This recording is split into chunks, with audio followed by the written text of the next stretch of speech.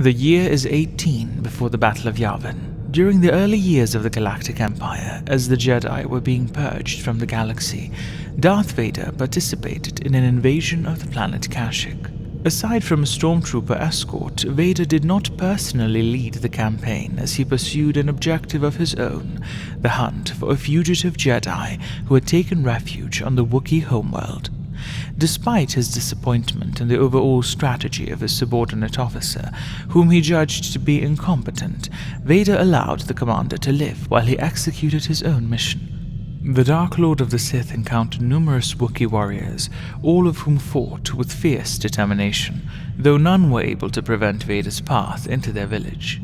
Soon after reaching a large hut, decorated with banners bearing his target's family crest, the Jedi, Galen Marek, confronted Darth Vader. The Sith Lord dueled the former Jedi Knight, but found his opponent's skill to be significantly inferior to his own. Aside from a basic knowledge of Shicho, also known as Form 1, which was utilized in combat as a wild and raw form, Marek's combat repertoire contained only rudimentary knowledge of Makashi, also known as Form 2, which was based on balance and footwork to outmaneuver opponents. As such, Vader quickly overcame him, using his refined form of Gemso, a form he utilized throughout his life, both when he had been a Jedi and now as a Sith. The duel came to an end when Marek was disarmed and force-pushed by Vader through the front entrance of his hut. As Vader entered the hut, he sensed the presence of a being who was far more powerful in the Force than the Jedi he had just defeated. Believing the Apprentice to be Marek's Jedi Master, Vader seized him in the grip of a Force choke and demanded to know where the other Jedi was hiding. Marek retorted that Vader had been blinded by the dark side, and that there was no such being here, for Vader had slain his master long ago. Vader prepared to kill his adversary. At the last moment, however, his lightsaber was telekinetically pulled out of his grasp. As the Dark Lord rounded on the culprit, he was astonished to see his lightsaber in the hands of a small boy. He quickly deduced the boy to be both the Jedi Knight's son and the other presence he felt upon entering the hut. When the elder Marek urged his son to run away, Vader casually crushed his throat. Horrified and in shock, the young Marek stood still and pointed his stolen lightsaber at its owner, who cautiously approached the child. Before Darth Vader could communicate with the now orphaned Marek, the Imperial commander and a squad of stormtroopers entered the hut. As they approached the two, the commander signaled his soldiers to execute the boy, under the presumption that his Sith leader would approve. Instead, the Dark Lord telekinetically summoned his lightsaber back to him, and promptly killed the commander and his troops in front of Marek, thus ensuring that there would be no witnesses to his next move. He then commanded the boy to come with him, warning that more soldiers would soon arrive at their location. Unknown to Galen Marek at the time, he had been chosen as Darth Vader's secret Sith apprentice, although Vader never verbally acknowledged him as such until several years later. In the years that followed his abduction of Marek, Vader trained the boy in the ways of the Sith, including leaving him unarmed and sending a hunting party after him with the intention of having Marek survive and defeat them as an ultimate test. At first, he controlled his student through fear, but then taught him to embrace emotions such as anger and hatred. In time, Marek forgot about his past. The memories of his childhood became repressed, and he came to assume that he was merely one of his master's many experiments. In addition, the boy had forgotten his birth name, but soon came to know himself as Starkiller, a code name provided to him by Darth Vader. Though Vader was prohibited by the Rule of Two from training an apprentice while still apprenticed to a master of his own, the Dark Lord discarded the ancient tradition and became the mentor of a child whose potential in the Force rivaled Darth Sidious. An outwardly loyal servant of the Emperor, Vader secretly harbored much hatred and resentment for his master, the Sith Lord who had orchestrated Anakin Skywalker's fall to the dark side of the Force. Vader devoted years to personally molding Starkiller into a highly trained Sith assassin with an array of Force powers, including Force lightning, which Vader was unable to harness due to his mostly machine condition, that made the young apprentice a formidable opponent and Sith in all but name. As time passed, Starkiller grew increasingly immersed in the dark side to his master's approval, but also developed a strong sense of loyalty to the Sith Lord, whom he came to view as the closest example he had to a father figure. Starkiller's loyalty to Vader was rivaled only by his desire to fulfill the purpose of his existence, as stated by his master, the assassination of Vader's own master, Darth Sidious. The apprentice longed for years to be a true Sith Lord, providing him with the motivation and desire to become a greater Force wielder in preparation for the day when he and his master confronted the Emperor. As a Sith Master, Darth Vader's training regimen was both physically and psychologically agonizing to Starkiller. Despite Vader's emphasis on an equation, obey and succeed, versus fail and die, the apprentice detected no hint of malicious cruelty in his master's instructions. The Dark Lord only wanted his disciple to learn as a Sith apprentice or die as a failure. His callous treatment of the apprentice was motivated by the goal of creating the ultimate Sith warrior, rather than a sadist's desire to inflict pain on another for personal amusement. Among the few items that Vader gave to Starkiller was a prototype holodroid named Proxy. Although Vader intended the droid to be a tool for helping the apprentice to refine his lightsaber skills, the Sith Lord unwittingly provided Starkiller with the only source of friendship he ever had throughout most of his short life. When Vader decided that his apprentice was ready to be sent on assassination missions in the galaxy, Starkiller was given the Rogue Shadow, an advanced starship equipped with state-of-the-art stealth technology, which served as his personal transport. Despite Starkiller's skills as a pilot, his master preferred that he concentrate on his training while in between missions. Vader therefore assigned several hand-picked individuals to serve as the pilot of his apprentice's ship. By 3, before the Battle of Yavin, Vader had chosen a total of 7 pilots. Some had died during the apprentice's more chaotic assignments, while others were executed by Vader due to the perceived shortcomings in their performance. Aside from teaching Starkiller the ways of the dark side, Darth Vader continued to perform his duties as the Emperor's chief enforcer, responsibilities that included the military enforcement of the New Order on rebellious worlds in the Galactic Empire. As a commander, he demanded loyalty and competence from all of his subordinates. The failure to achieve the latter resulted in the deaths of numerous officers at the Dark Lord's hands.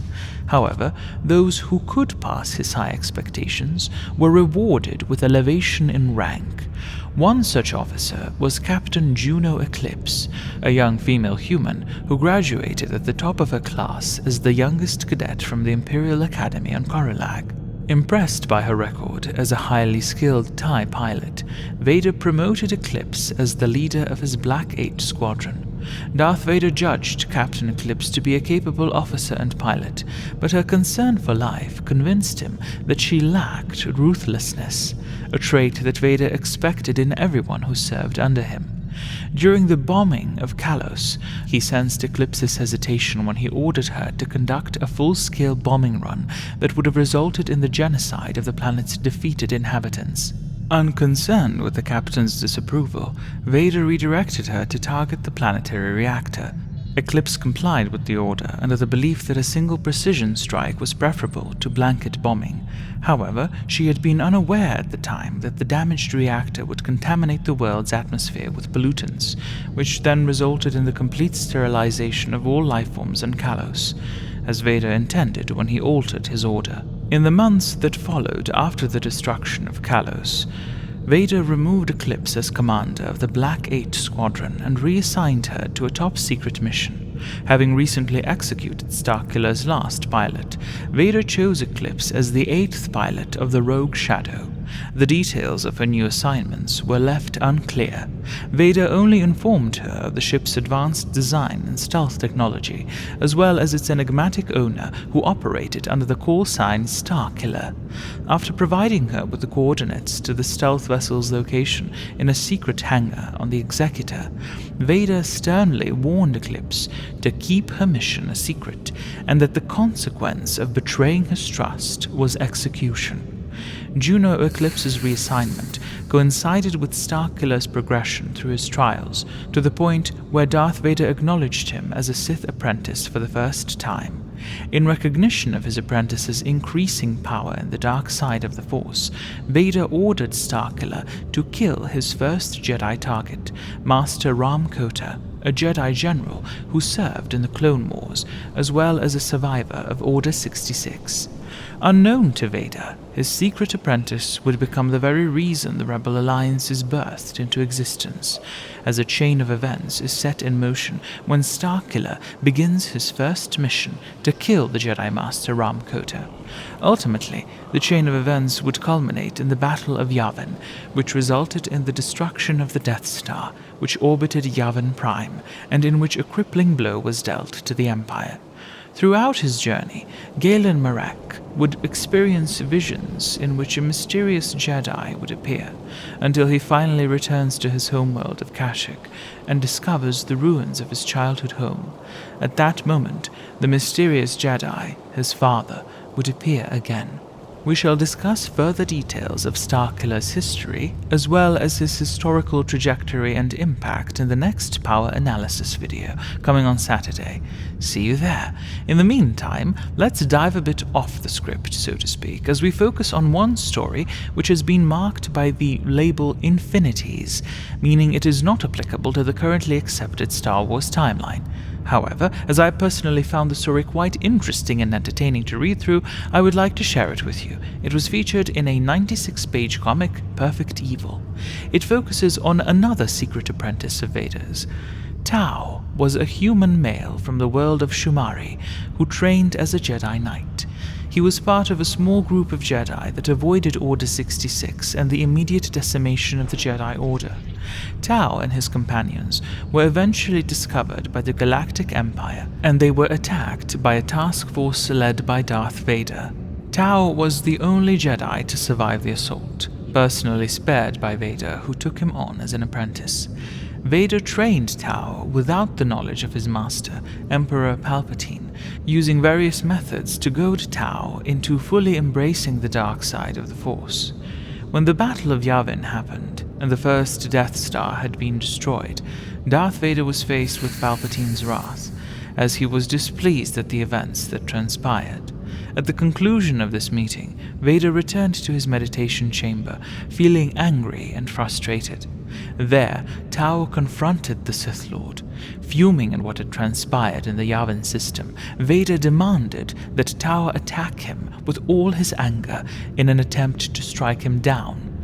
Tau, however, could not bring himself to totally give in to rage, earning his master's disapproval at lacking sufficient hatred to be a Sith. Attempting to push Tau over the edge, Vader reminded his young apprentice of all he had taken away from him: his homeworld, his master, his friends, and his family. Despite Vader's goading, Tau could not understand why his master was demanding such anger from him. Vader's explanation that only the strong deserved to live led Tau to vow that he would become strong.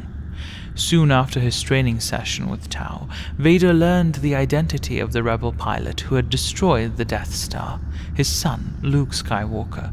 Unsure of what to do with this information, Vader began to meditate on it, only to be approached by Tau once again. Though the boy informed Vader that he had been practicing and believed himself ready, Vader told his apprentice that he had no time for him nor his weakness, and that he was free to go out into the galaxy. Feeling shocked and betrayed, Tau demanded to know why Vader had not simply let him die back on Shumari, but received no answer from his former master. Tau's freedom did not last long. as he was soon captured by Palpatine and taken by the Emperor's royal guards to confront Vader aboard the newly christened Executor, a superstar destroyer. Palpatine, displeased that Vader had betrayed him by hiding his young apprentice, demanded that Vader strike Tau down. Though Vader did not wish to do so, Palpatine took control of his limbs, forcing Vader to strike Tau across his chest with his lightsaber. The blow, however, did not kill the young boy. Instead, Tau was mortally wounded. Vader took Tau back to his homeworld of Shumari and carried the dying boy to the site where he was born. Vader believed that Tau would hate him for what he had done. When Tau thanked him for allowing him to die on his homeworld, however, Vader was shocked. Before dropping out of consciousness, Tau told Vader that there was still some good in him and pleaded that he not give in to the Emperor's hatred. As Tau lost consciousness, Vader felt remorse for the first time in many years. Vader's moment of sadness was quickly interrupted, however, by a Tusken Raider wielding a modified gaffi stick, who had been hunting the Sith Lord ever since the destruction of his village on Tatooine. The Tusken quickly gained an advantage over Vader, destroying a part of his helmet and bringing him to his knees. Vader could sense the dark side personified in the Tusken's pure anger and hatred. It was then that the Tusken revealed that his weapon had been modified to house 2 lightsabers. Just as he was about to kill Vader, Tau gave his last ounce of strength to save his master, using his lightsaber to kill the Tusken instantly. Moments later, Tau passed into the Force, but not before telling Vader to let go of his anger.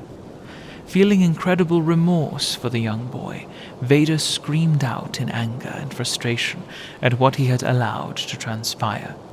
Before his departure from Shumari, Vader built a simple monument in honor of Tau, carving his name into a stone tablet which became the last man-made structure on the planet.